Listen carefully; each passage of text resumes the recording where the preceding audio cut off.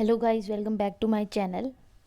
तो आज की वीडियो में हम देख लेते हैं कि सर्वपल्ली राधाकृष्णन की शिक्षा पर क्या विचार है। पहले भी मैंने ये वीडियो बनाई थी, तो फिर बाद में जब मैं अपलोड करने लगी तो मैंने चेक किया तो उसमें वॉइस ही नहीं आई थी।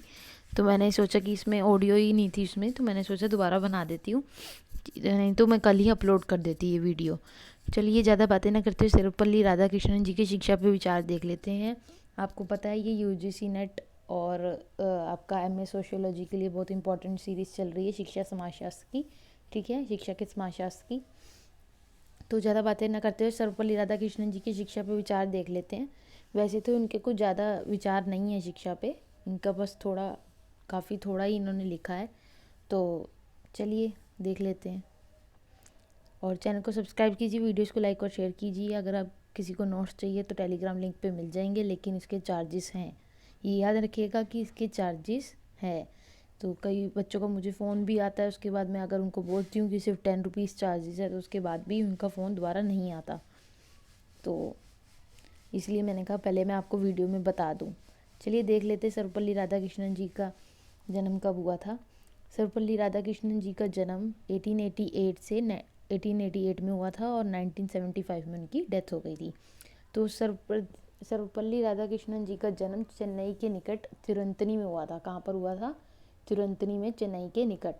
वे वेदांत नीति शास्त्र के विशेष जानकार थे। उन्होंने दर्शन के क्षेत्र में भी विशेष रूप से शोध कार्य किया था। दर्शन के क्षेत्र में शोध कार्य किया था उन्होंने, और देश विदेश के विश्वविद्यालयों में अध्यापक वो रहे थे। कौन?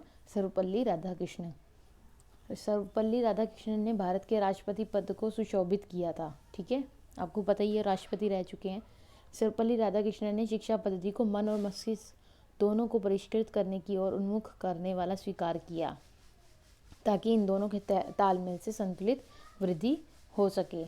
तो सर्वपल्ली राधाकृष्णन जी है, उन्होंने क्या बोला शिक्षा पद्धति को लेकर कि मन और मस्तिष्क दोनों को, कि हमें शिक्षा ऐसी होनी चाहिए जो हमारे मन और मस्तिष्क से दोनों का विकास कर सके, दोनों में तालमेल बिठाकर हमारी संतुलित वृद्धि कर सके। ठीक है, ये पॉइंट्स बना रखे, मैं पॉइंट से भी याद कर सकते हो। फर्स्ट ये था आपका, और सेकंड ये था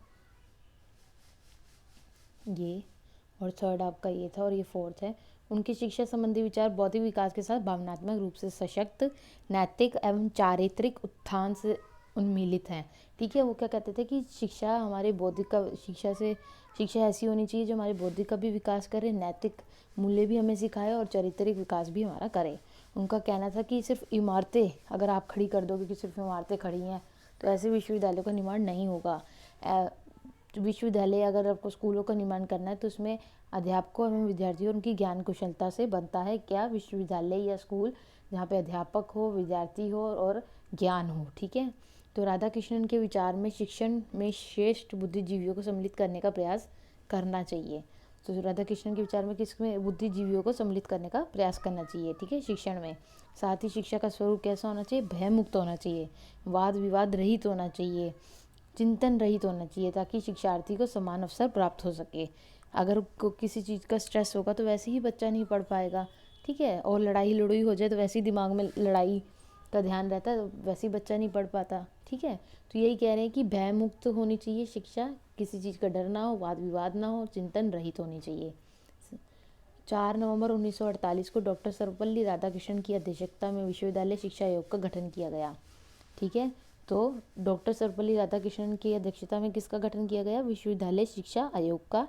कब? 4 नवंबर 1948 को, जिसे हम क्या कहते हैं? राधा कृष्णन शिक्षा आयोग भी, तो इसे राधा कृष्णन आयोग भी कहा जाता है।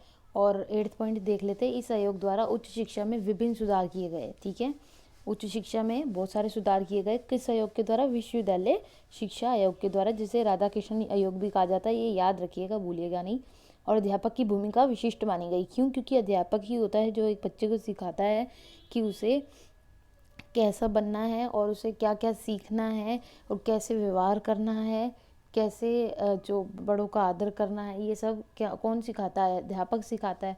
अंत देखा जाए तो राधा कृष्णन शिक्षा नीति का आधार भारत के संदर्भ में बिल्कुल सही है, जो एक तरफ राजनीति, प्रशासन, उद्योग और वाणिज्य जैसे क्षेत्रों में नेतृत्व करे और दूसरी तरफ आत्म विकास को बढ़ावा भी दे। तो वो क्या कह रहे हैं कि देखा जाए तो एक तरफ कैसे ये बोल रहे हैं कि एक तरफ राजनीतिक और प्रशासन, उद्योग और वाणिज्य है, तो दूसरी तरफ आत्म विकास कैसे? क्योंकि इन्होंने क्या कहा था, आपको याद होगा पिछले पेज पे हमने पढ़ा था कि इन्होंने मन और मस्तिष्क दोनों को साथ रखकर बढ़ने की संतुलित वृद्धि हो सके, ये कहा था ना इन्होंने कि मन और मस्तिष्क में दोनों में अगर संतुलित वृद्धि हो सके तो वही शिक्षा है। तो इनकी शिक्षा के विचार दोनों को लेकर चलते हैं, बौद्धिक विकास को, नैतिक एवं चारित्रिक विकास को भी। ठीक है, तो क्या कह रहे हैं, अगर बौद्धिक विकास भी होगा तो उसकी एक ही तरफ वो वाणिज्य व्यापार भी कर लेगा और दूसरी तरफ उसके आत्म विकास को भी बढ़ावा मिलेगा, नैतिक और चारित्रिक विकास भी उसका होगा। तो ये सब जो थे आपके सर्वपल्ली राधाकृष्णन जी के शिक्षा पे विचार थे, जो कि बाकी विचारकों से थोड़े कम हैं। और नेक्स्ट वीडियो में हम एंटोनियो ग्राम्सी का देख लेंगे, जो कि बहुत इंपॉर्टेंट है। आपको पता है कि मैं इंपॉर्टेंट टॉपिक्स की ही प्लेलिस्ट में सीरीज़ बनाती हूँ। ठीक है, तो वीडियोस इंपॉर्टेंट टॉपिक्स की आती है। तो काफ़ी बच्चों का सपोर्ट आ रहा था, बहुत ज़्यादा बच्चों के मैसेज आ रहे थे, मैम आप शिक्षा पे वीडियो बनाओ, शिक्षा के समाजशास्त्र की वीडियोस बनाओ। और इतना ज़्यादा प्यार देख के आपको मुझे बनानी ही पड़ी वीडियोस, अपना टाइम इतना शेड्यूल टाइट में से, इतना टाइट शेड्यूल में से टाइम निकाल के। ठीक है, तो थैंक यू आप सबको इतना प्यार देने के लिए। अगर आपको कुछ समझ ना आए तो कमेंट्स कीजिए, वीडियोस को लाइक और शेयर कीजिए, चैनल को सब्सक्राइब करना ना भूलें। बाय, मिलते हैं नेक्स्ट वीडियो में।